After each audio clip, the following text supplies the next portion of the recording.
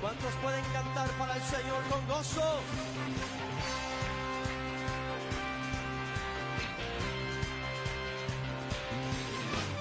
Yo cantaré en la presencia del Señor con gozo y me gozaré, en la casa de Adonai danzaré. Yo cantaré en la presencia del Señor con gozo y me gozaré, en la casa de Adonai danzaré. Me alegraré, le exaltaré, en la presencia de Jehová danzaré. Me alegraré, le exaltaré, en la presencia de Jehová danzaré. Vamos a orar a nuestro Señor. Nuestro Dios, muchas gracias por este día, gracias por tu misericordia y como cantábamos, sublime gracia del Señor que a un infeliz salvó. Gracias, Señor, porque sabemos que tú eres un Dios de amor y que la puerta de la gracia está abierta aún para el peor pecador, Señor. Siempre hay perdón en Cristo Jesús. Siempre hay esperanza y hay salvación en Cristo Jesús, Señor. Y ahora en este momento, Señor, de abrir tu palabra, Señor, que sea tu Espíritu Santo, Padre. Te pedimos, te rogamos que sea solamente tu Santo Espíritu, que sea solamente tu palabra y que solamente la honra y la gloria sean para el Señor Jesucristo. En su nombre oramos. Amén. Si me acompañan, hermanos, al Evangelio según San Juan, en el capítulo 13. Ya la semana pasada estábamos viendo acerca de este tema y me llamaba la atención el primer himno que cantábamos, Amor sin condición, y una de sus líneas dice, cuando indigno fui, tu amor luchó por mí. Y el último himno que cantábamos, canto, era Sublime gracia del Señor, que a un infeliz salvó. Y no sé cuántos de ustedes saben que el escritor de ese himno, Sublime gracia, era un traficante de esclavos. Un hombre de muy mal carácter, traficante de esclavos. Y podemos ver que Dios es un Dios de misericordia, como mirábamos hoy en la Cena del Señor. Y quisiera leer capítulo 13, versos 34 y 35. Un mandamiento nuevo os doy, que os améis unos a otros, como yo os he amado, que también os améis unos a otros. En esto conocerán todos que sois mis discípulos, si tuviereis amor los unos por los otros. Las palabras del Señor, como miramos hace una semana, allí unas pocas horas antes de ir a la cruz, en el aposento alto, celebrando esa Pascua, el Señor sabía que unas horas después iba a ir y dar su vida por nosotros voluntariamente. Y el Señor les dice a los discípulos, a ese grupo íntimo de hombres que estaban con Él por 3 años y medio, yo les dejo un mandamiento. Ámense unos a otros como yo los he amado. ¿Y cuál es el mandamiento? Que se amen unos a otros, de ambas partes. ¿Cuál es el ejemplo? Como yo los he amado, dice el Señor. Y quisiera detenerme un momento aquí y resaltar la importancia de reconocer que necesitamos aprender de ese amor. Que yo necesito aprender de ese amor. Que todos le fallamos al Señor en esa área y que necesitamos aprender de Él. El amor de Él es perfecto, nunca falla. Nuestro amor, el amor que el Dios nos ha dado a través de la persona del Espíritu Santo, como seres humanos fallamos. Y no venimos aquí a hablar y decir, esto y esto y esto tienen que hacer. No, venimos aquí a decirle al Señor, ayúdanos a aprender a amarnos los unos a los otros. Ayúdanos a aprender a soportarnos los unos a los otros. ¿Y cómo amó el Señor a sus discípulos? Capítulo 13, verso 1. Antes de la fiesta de la Pascua, sabiendo Jesús que su hora había llegado para que pasase de este mundo al Padre, como había amado a los suyos que estaban en el mundo, los amó hasta el fin. Hasta el fin. Y uno simplemente tiene que admirar. Ver al Señor y quedarte asombrado. Asombrado de su amor, asombrado de que dice que los amó hasta el fin y fue hasta la cruz. Y mirábamos que la importancia de este mandamiento se ve en cómo la persona del Espíritu Santo usa a los apóstoles para transmitir este mensaje a la primera iglesia. Era tan importante. Y por ejemplo, estos son algunos de los ejemplos, hay muchos más versos, pero el apóstol Juan, en su primera carta, capítulo 4, verso 12, dice así: nadie ha visto jamás a Dios. Si nos amamos unos a otros, y vamos a encontrar esta frase siempre, unos a otros. Si nos amamos unos a otros, Dios permanece en nosotros y su amor se ha perfeccionado en nosotros. Luego Pablo, a la iglesia en Roma, en el capítulo 12, verso 10, amaos los unos a los otros con amor fraternal, en cuanto a honra, prefiriendo los unos a los otros. El apóstol Pedro también en su carta, y ante todo dice, ante todo, tened entre vosotros ferviente amor, porque el amor cubrirá multitud de pecados. Y nuevamente Pablo a los tesalonicenses, y el Señor os haga crecer y abundar en amor, unos para con otros y para con todos, como también lo hacemos nosotros para con vosotros. Y esta palabra amor significa afecto, bondad, benevolencia. No está basada únicamente en un sentimiento o una emoción. Está basada en una actitud, en una decisión que tomamos como hermanos en Cristo. Y un comentario que me encantó y lo comparto: el amor solo puede conocerse a base de las acciones que provoca. El amor solo puede conocerse a base de las acciones que provoca. Comentario del diccionario Vine. Habíamos visto que un ejemplo positivo de este amor fue la iglesia de Tesalónica. Y Pablo escribe así a los tesalonicenses, lo miramos la semana pasada, pero creo que es importante repasarlo. Pablo les escribe a esta iglesia, pero acerca del amor fraternal. No tenéis necesidad de que os escriba. Y Pablo dice, porque vosotros mismos habéis aprendido de Dios, que os améis unos a otros. Y también lo hacéis así con todos los hermanos que están por toda Macedonia. Y la exhortación, pero os rogamos, hermanos, que abundéis en ello más y más. Habíamos visto un ejemplo negativo, por decirlo así, la iglesia de Corinto. Y las palabras de Pablo fueron estas: así que, por cierto, es ya una falta en vosotros que tengáis pleitos entre vosotros mismos. Y viene una exhortación. ¿Por qué no sufrís más bien el agravio? ¿Por qué no sufrís más bien el ser defraudados? Pero vosotros cometéis el agravio y defraudáis, y esto, a los hermanos. Dos iglesias diferentes, dos ejemplos diferentes, dos exhortaciones diferentes. Por un lado tenemos a Tesalónica, por otro lado tenemos a Corinto. Por un lado tenemos a los hermanos de Tesalónica practicando este amor entre ellos. Por el otro lado tenemos en Corintios los hermanos en pleitos. A los de Tesalónica Pablo les dice, abunden en este amor que están practicando, abunden en ello más y más. Pero a los de Corinto Pablo les está dando una exhortación más fuerte y les dice, ¿por qué no sufren el agravio? ¿Por qué no sufren la ofensa? ¿Por qué no sufren el ser defraudados? ¿Por qué no sufren el que los lastimen? Y es un llamado a aprender a sufrir. Habíamos visto que la iglesia de Tesalónica era una iglesia activa, como escuchábamos y aprendimos con nuestro hermano Eliezer. Pablo alaba la obra de su fe. Pablo alaba el trabajo de su amor. Pablo alaba la constancia en el Señor que ellos tienen, en la esperanza del Señor.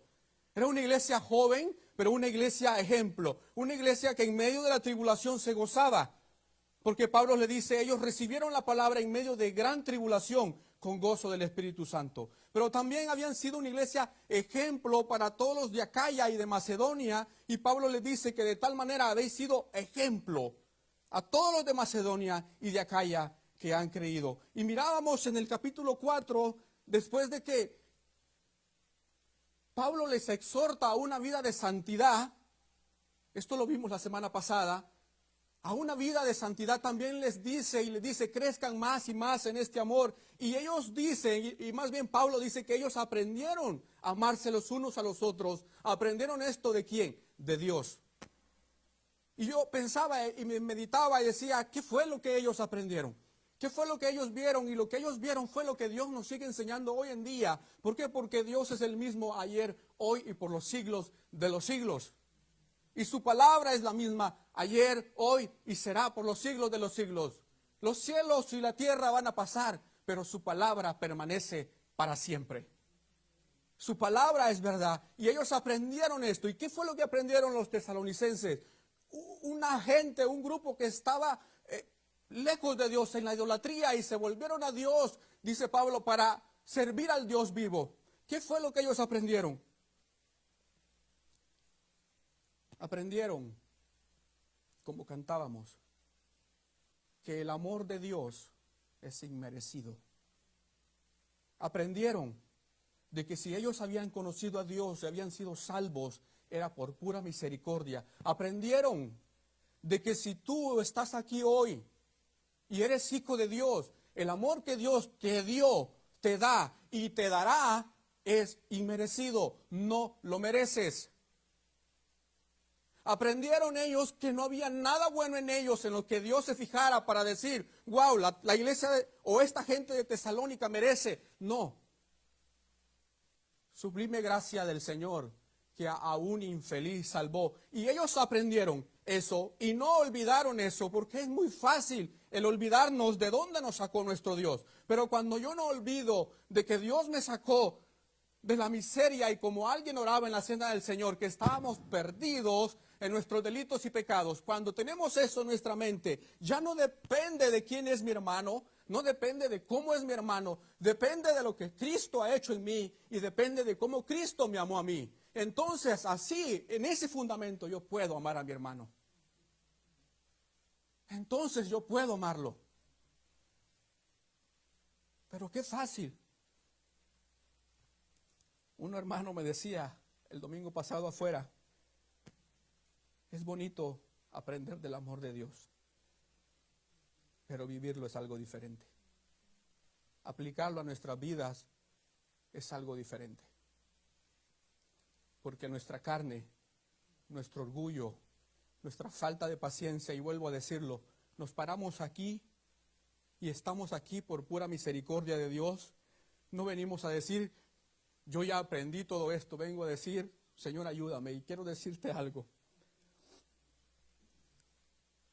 Una vez, lo digo para la gloria del Señor, Paco me dijo algo. Me dijo, Olvin, cuando el Señor te da un mensaje, el Señor te va a meter en ese mensaje y te va a hacer ver tus fallas, para que cuando te subas a hablar de ello, hables con humildad y con temor. Y uno le pide al Señor, Señor, ayúdame, porque el primero que quiere tocar el Señor con esta palabra es al predicador. Es el primero. Es el primero. Uno de nuestros ancianos también me aconsejaba, el Señor te va a enseñar a ti y el Espíritu del Señor va a enseñar a la iglesia. No eres tú. Es el Espíritu de Dios el que enseña a la iglesia. Es el Espíritu de Dios el que toca los corazones y cambia los corazones y hace la obra. Solo eres un instrumento, solo somos un instrumento. Y déjeme decirte que le pedimos al Señor, Señor, enséñame de esto de amar los unos a los otros. Sí. Y fallamos. El viernes comentaba de que estando pidiendo al Señor esto, tuve una discusión fuerte con un hermano en la fe en el trabajo. Fuerte. Y te das cuenta y el Señor te muestra y te dice, ¿ves? Tú necesitas aprender también. Todos necesitamos aprender. El amarnos los unos a los otros. todos. Pero la iglesia de Tesalónica aprendió eso, hermanos, y no lo olvidemos. No olvidaron de dónde los sacó Dios. No olvidaron cómo los amó Dios. Cuando olvidamos lo que Dios ha hecho en nuestras vidas, nos volvemos orgullosos, nos volvemos prepotentes, nos volvemos, con todo respeto, santurrones, nos volvemos acusadores. Pero cuando no olvidamos que Dios nos salvó por pura misericordia, y si estamos en pie, es por el poder del Espíritu Santo, no por nosotros mismos. Si tienes una comunión, si oras al Señor, si lees su palabra, es porque el Espíritu Santo te pone ese deseo en el corazón. Si estás aquí en la iglesia hoy, ¿sabes qué? El Espíritu Santo te trajo a la reunión hoy. La carne no quiere saber nada de Dios. Nada. Oh Señor, yo soy fiel en las reuniones. No hay nada bueno en nosotros. Todo es obra del Señor. Y el día de hoy, con mucho temor y reverencia, quisiera que fuéramos a primera carta a los Corintios, en el capítulo 6, para aprender hoy de la iglesia de los Corintios.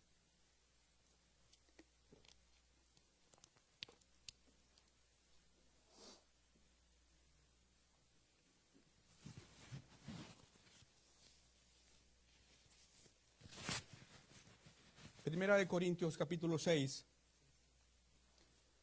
y vamos a leer del verso 1 en adelante. ¿Osa alguno de vosotros, cuando tiene algo contra otro, ir a juicio delante de los injustos y no delante de los santos? ¿O no sabéis que los santos han de juzgar al mundo? Y si el mundo ha de ser juzgado por vosotros, ¿sois indignos de juzgar cosas muy pequeñas? ¿O no sabéis que hemos de juzgar a los ángeles? ¿Cuánto más las cosas de esta vida? Si pues tenéis juicios sobre cosas de esta vida, ¿ponéis para juzgar a los que son de menor estima en la iglesia? Para avergonzaros lo digo, pues que no hay entre vosotros sabio ni aun uno que pueda juzgar entre sus hermanos, sino que el hermano con el hermano pleitea en juicio, y esto ante los incrédulos. Así que, por cierto, es ya una falta en vosotros que tengáis pleitos entre vosotros mismos. ¿Por qué no sufrís más bien el agravio?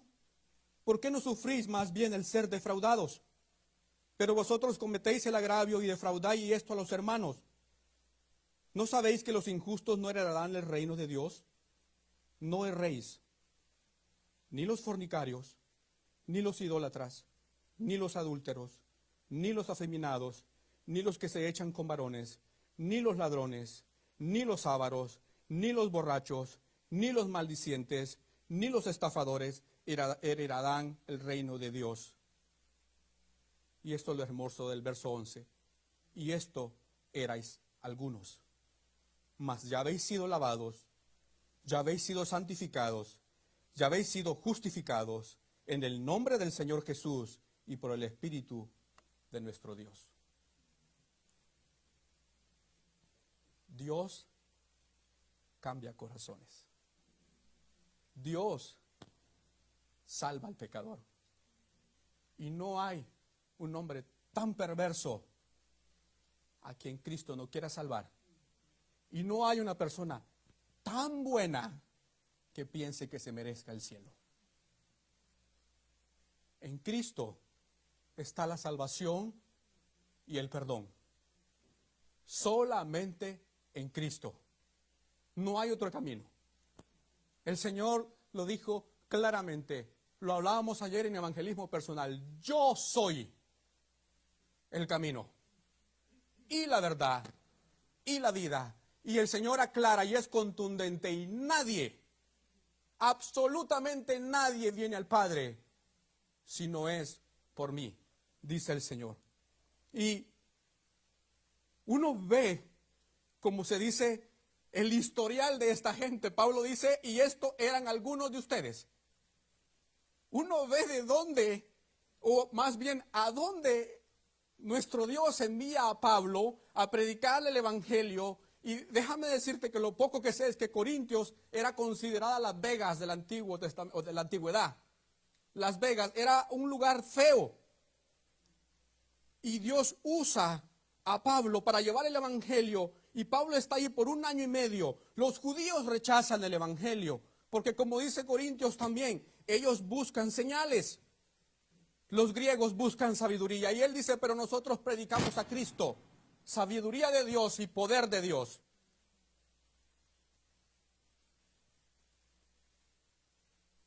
Y los gentiles abrieron su corazón, escucharon el mensaje y muchos creyeron en el Señor. Eso lo pueden leer en Hechos 18.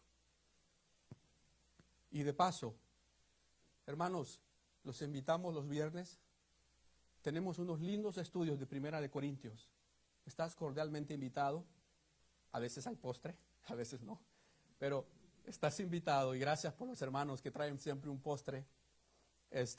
Pero les animamos a que puedan estar aquí porque Primera Carta de Corintios, vamos a aprender tanto, creo y sé y tengo la fe que vamos a aprender tanto porque la Primera Carta de Corintios es simplemente problemas y los consejos de Dios para resolver esos problemas. Y necesitamos aprender. Y a los corintios no les faltaba nada en cuanto a dones. En todo, dice Pablo, como mirábamos el viernes, ustedes han sido enriquecidos. Pero sí les faltaba amor. Les faltaba amor fraternal. Les faltaba el saber, como también lo dice la carta de los Corintios, que no importa la fe que tengas, si no tienes amor no tienes nada. No importa las obras que hagas, si no tengo amor no me sirve de nada. No importa. Y esta iglesia, lo digo con temor, con muchos problemas, había divisiones. Oh, yo soy de Pablo, yo soy de Apolos, yo soy de Cefa, yo soy de Cristo. Y Pablo lo que hace es que les dice, pongan su mirada en Cristo, porque Cristo es el que murió por ustedes y Él es el centro de la iglesia. No un hombre, no un apóstol, no un anciano, no un diácono. Cristo es el centro de la iglesia. Él la sostiene, Él la cuida y Él viene por ella. Cristo es el centro de la iglesia. Y habían divisiones, había inmoralidad. Y una inmoralidad que dice Pablo, ni siquiera fuera de la iglesia hay este tipo de inmoralidad que hay dentro de la iglesia. Y como dice nuestro hermano Carlos, es muy importante aclarar, la iglesia de Corinto era una iglesia santificada, una iglesia de Cristo, no una iglesia del mundo, una iglesia de Cristo. La única razón y lo que pasaba es que ellos estaban viviendo como en el mundo. Eso es como ser hijo y vivir como huérfano. Ser libre y vivir como esclavo. Había pleitos entre hermanos. Había inmadurez espiritual. Había abusos en la cena del Señor. Había desorden en cuanto al ejercicio de los dones espirituales. Oh, yo quiero que vean los dones que tengo. Yo quiero que vean. Si el Señor te usa, es únicamente por su misericordia y para la gloria de Él. Nada más. 2 razones hay. 2 razones. Si el Señor te ha dado algo para servirle, solamente hay 2 razones. Una, que el nombre de Jesucristo sea glorificado. Y 2, que la iglesia de Cristo sea bendecida, sea edificada. Fuera de eso, no hay nada. Uno no aparece. No tendremos que aparecer en el cuadro. En el momento que tú hagas algo para Cristo, déjalo a los pies de Cristo y sigue adelante. No te quedes con nada, porque nada es tuyo. Todo es de Él. Los dones son de Él. La iglesia es de Él. Él dio su sangre. Él sostiene la iglesia. Todo es de Él y por Él y para la gloria de Él. Había dudas en cuanto a la resurrección del Señor Jesús y había idolatría. A mí me llama la atención que el capítulo 13, que habla de la preeminencia del amor, lo encontramos en Corintios. Dios sabía su necesidad. Lo encontramos en Corintios y es un capítulo que muchas veces yo lo he visto que lo recitan en bodas, lo recitan en muchos lugares dentro y fuera de la iglesia, y lo digo con mucho respeto. Pero el amor de Dios no tiene nada que ver con el yo. El amor de Dios no es egoísta. El amor de Dios tiene que ver con el prójimo. El amor, dice, es sufrido, es benigno, no se envanece, no busca lo suyo, todo lo sufre, todo lo soporta, todo lo espera, todo lo cree, no se jacta. Tenemos que aprender de ese amor. Yo tengo que aprender de ese amor. Tengo que aprender que mi hermano que está a un lado me va a fallar. Y tal vez en algún momento me va a ofender. Y tengo que aprender a que amar a mi hermano significa soportarnos los unos a los otros. Soportar nuestras flaquezas. Pero en el capítulo 6, Pablo toma el tema de los pleitos entre creyentes. Pleitos. Y Pablo les reprocha muchas cosas. Lo primero que está reprochándole Pablo en el verso 1 y el 5 es que los creyentes están buscando paz fuera de la iglesia. ¿Osa alguno de vosotros, cuando tiene algo contra otro, ir a juicio delante de los injustos y no delante de los santos? Están buscando dirección, consejo fuera de la iglesia, cuando debería de ser lo opuesto. Los que están fuera de la iglesia deberían de encontrar paz y consejo en la iglesia. Lo segundo que Pablo les reprocha es que están teniendo pleitos delante de los incrédulos. Y eso resulta en un mal testimonio. Verso 6. Sino que el hermano con el hermano pleitea en juicio, y esto ante los incrédulos. ¿Qué van a decir aquellos? Si estos son cristianos y se llevan así, yo mejor me quedo afuera. Y esa es una trampa que Satanás usa para apartar a la gente. Y nuevamente lo digo, a mí me sucedió. Y doy gracias a Dios que en el momento el Señor me dijo, ve y pide perdón. Pedí perdón a mi hermano, él se disculpó conmigo, le dije, hermano, perdóname. Y él me dijo, perdóname tú también. Y fuimos y le pedimos perdón a esta persona que nos vio discutir. No me da gusto decir esto, pero es necesario que nosotros sepamos que necesitamos aprender de Dios. Necesitamos aprender de Dios. Y lo otro es que Pablo dice que el solo hecho de tener pleitos entre creyentes ya es una falta. Así que, por cierto, es ya una falta en vosotros que tengáis pleitos entre vosotros mismos. Y esta palabra significa pérdida o fracaso. ¿Por qué? ¿Sabes por qué? Porque cuando dos creyentes tienen un pleito y no lo resuelven inmediatamente, Satanás entra en medio. A él le encanta que la iglesia esté en pleitos. ¿Por qué? Porque tal vez no tenemos la humildad de ir, aun cuando tú hayas sido el ofendido, y decir, quiero hablar contigo, perdóname. No, yo no le hice nada, él tiene que venir conmigo. ¿Somos espirituales? ¿Te consideras alguien espiritual? ¿Tú buscaste a Cristo o Cristo te buscó a ti? Cristo nos buscó. Nunca me olvido algo que dijo Milton Ortega. Cuando una pareja se pelea, dijo él, estoy hablando del matrimonio, ¿quién tiene que pedir perdón? Y hubo un silencio. No, pues mi esposa, ella tuvo la culpa.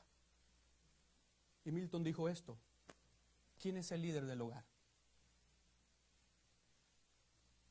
¿Quién es el que tiene que dar el ejemplo con el liderazgo en el hogar? Nosotros.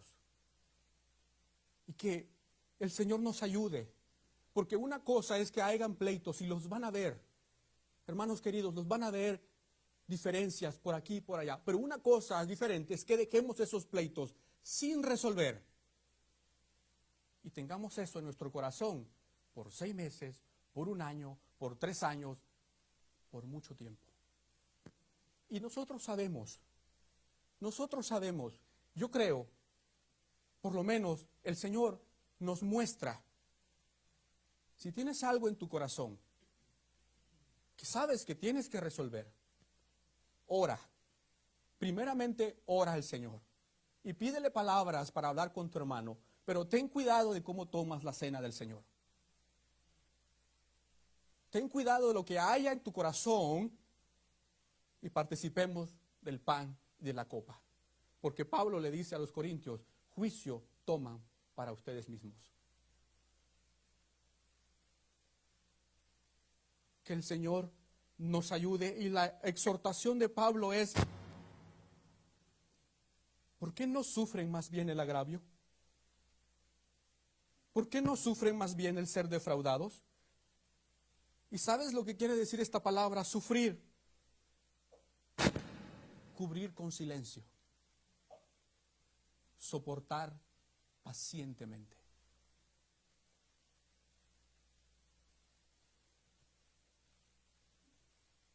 Nos gozamos mucho cuando nosotros hablamos de cómo Cristo nos perdonó, de dónde Cristo nos sacó, lo que éramos antes, y lo compartimos.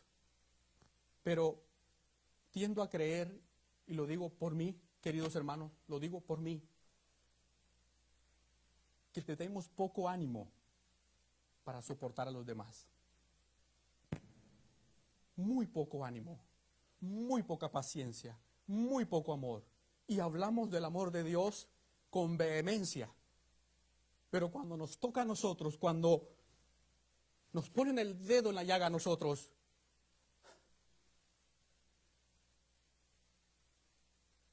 ¿cuál es nuestra actitud?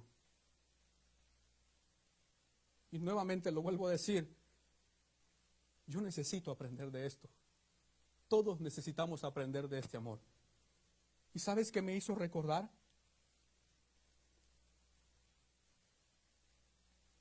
Todos nosotros nos apartamos como ovejas.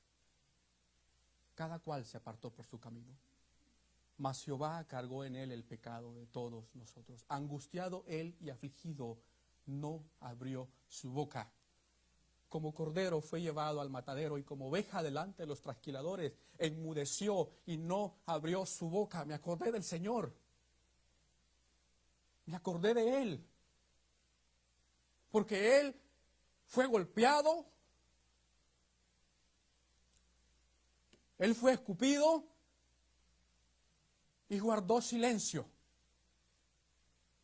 Y con una sola palabra, como hemos escuchado, con una sola palabra el Señor pudo barrer con todo.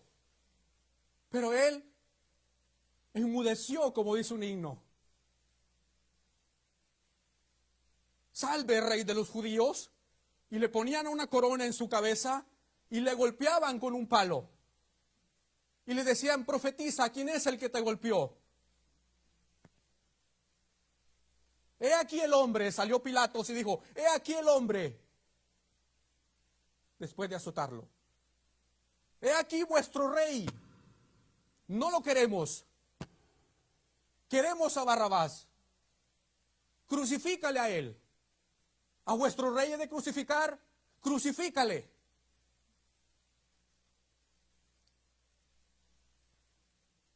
Para abundar en amor, necesitas recordar cómo Cristo te amó. Para soportar a tu hermano, necesitas recordar lo que Cristo sufrió por ti.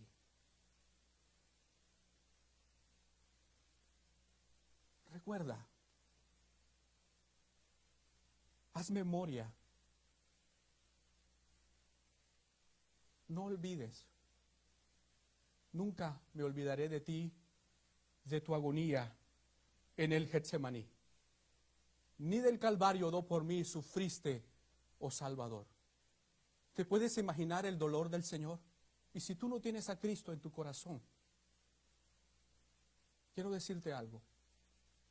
Todos los que estamos aquí, somos pecadores. No hay ninguna diferencia entre nosotros y tú. Dios no me ama a mí más que a ti. Dios te ama de igual manera. Y Dios te quiere salvar, y Dios te quiere perdonar. Y Dios te quiere dar la vida eterna.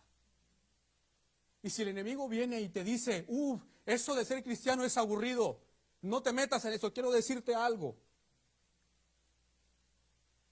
Las mejores cosas que he disfrutado en mi vida, las he disfrutado porque han venido de la mano de Cristo.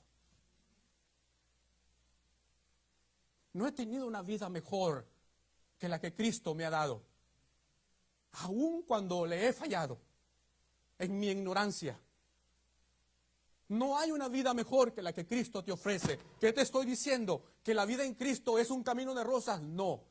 Te estoy diciendo que va a haber problemas, sí, pero tendrás un compañero para toda la eternidad. Cristo siempre estará contigo. Siempre. Siempre. Y qué bendición enfrentar los problemas y tener la palabra de Dios y saber muy bien, tú estás conmigo, Señor.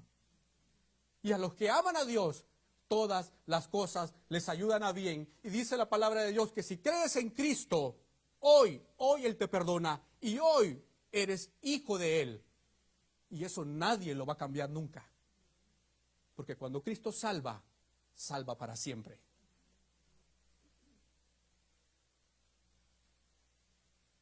Hermanos, que tengamos agradecimiento, que tenemos un lugar donde congregarnos. No sé cuántos de ustedes saben lo que pasó en el África en estos días. De cómo secuestraron a una iglesia y mataron a muchos creyentes. Muchos. Tú tienes un lugar en esta iglesia donde puedes venir libremente, donde puedes venir a adorar al Señor, donde puedes venir a disfrutar de la comunión con los hermanos, donde puedes venir a servir al Señor con amor, como lo hizo la iglesia de Tesalónica. El servicio de su amor. Valoremos lo que Dios nos ha dado. Aprendamos a soportarnos los unos a los otros. Mira a tu hermano como Cristo te ve a ti.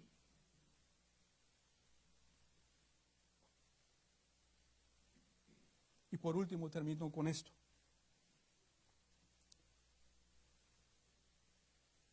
La iglesia le costó la sangre al Señor Jesucristo. Su sangre. Ese es el precio. Ese es el precio.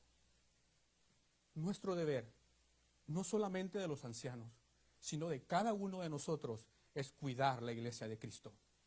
Es edificar la iglesia de Cristo. Que seamos siervos que pegan ladrillos, no siervos que tiran ladrillos. Que seamos aquellos que estamos interesados en edificar. Que seamos aquellos que estamos interesados en que el Señor use a mi hermano. Y cuando lo haga, que pueda yo venir y decirle, hermano, me gozo y me alegro de lo que Cristo hace en ti. Y voy a orar por ti. Dejemos afuera las murmuraciones. Dejemos afuera esas cosas triviales que nos lastiman tanto, porque lo más grande que tenemos en común es nuestro Señor Jesucristo. Oremos a nuestro Dios. Señor nuestro Dios, Padre, gracias por esta mañana. por tu palabra.